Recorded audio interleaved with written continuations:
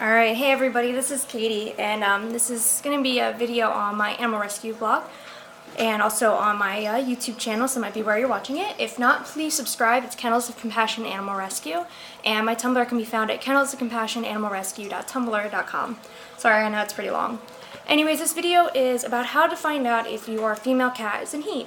If you didn't notice, the female that I have currently, she is not yet fixed. She'll be going in to get fixed. Actually, we're going to have to put it off for a little while now. You can't get a cat fixed immediately after being spayed. I know some places will allow it, but they will charge extra. But one of the things she was doing is I was petting her, her back end goes up, her back feet start going back and forth, and her tail will stick straight up as well. So those are some signs.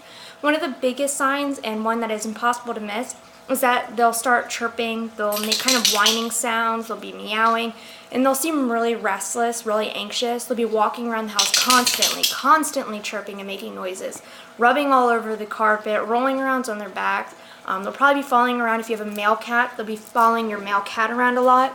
And if it's not normal for them, you'll notice that they'll be rubbing all over your male cat as well. So they're just trying to get his attention. If he's not neutered, he will definitely breed with her.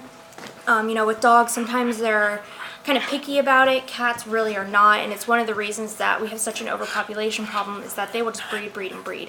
And cats can breed at a very, very early age, so it's very important that you get them fixed. Some of the reasons are this. There are millions of homeless cats in the U.S. alone. That's not counting other countries. I mean, there are millions upon millions all over the world.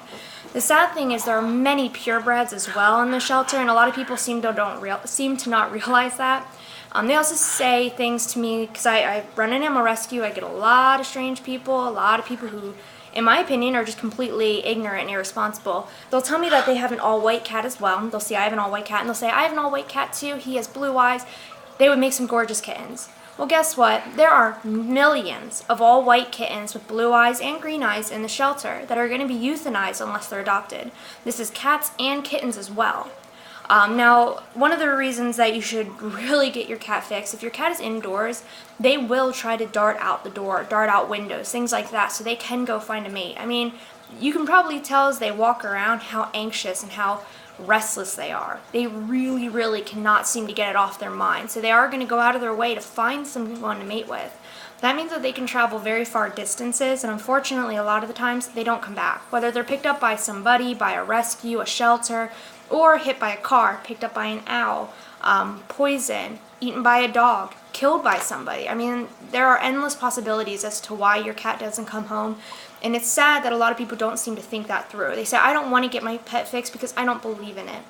Well, not only are you putting your cat at risk, but you're putting them at risk in a really, really excruciatingly painful way. I mean, getting hit by a car and dying on the side of the road all alone, especially when you're used to being a house pet, I mean, that's gotta be traumatizing. So I don't mean to be totally blunt. I don't mean to sound so sick and so cruel, but unfortunately, that's the truth, and people need to realize that. Now, unless your cat is papered and has the ideal characteristics of the breed, just like dogs, there is absolutely no reason whatsoever you should ever allow that animal to breed. I don't care how absolutely gorgeous they are. There are, like I said, are millions of purebreds sitting in shelters. I mean, every shelter most likely has at least one purebred, and that's on the lower end. So just something to keep in mind. It's not only irresponsible for yourself as a human because maybe you're doing it to make money. Maybe you're doing it because you think it'll be fun, because you think it'll be a great lessons for your children to raise kittens. Maybe you just want to do it just because you have nothing better to do with your time or you think it'll make you cool. Think about the happiness and the well-being of that cat and the kittens as well.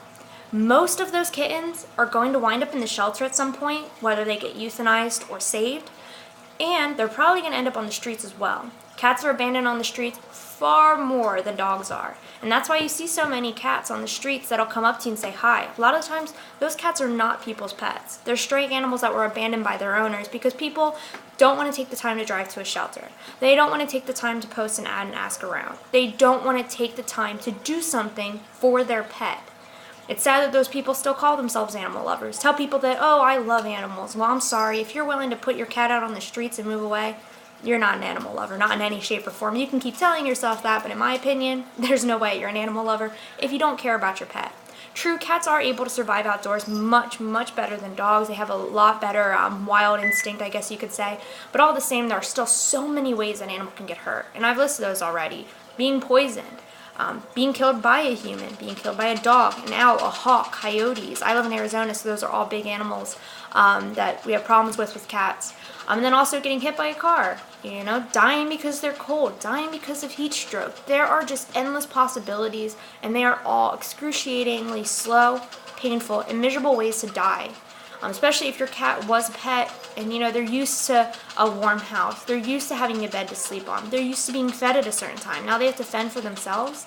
I mean, could you imagine living that way? Could you do that to your child?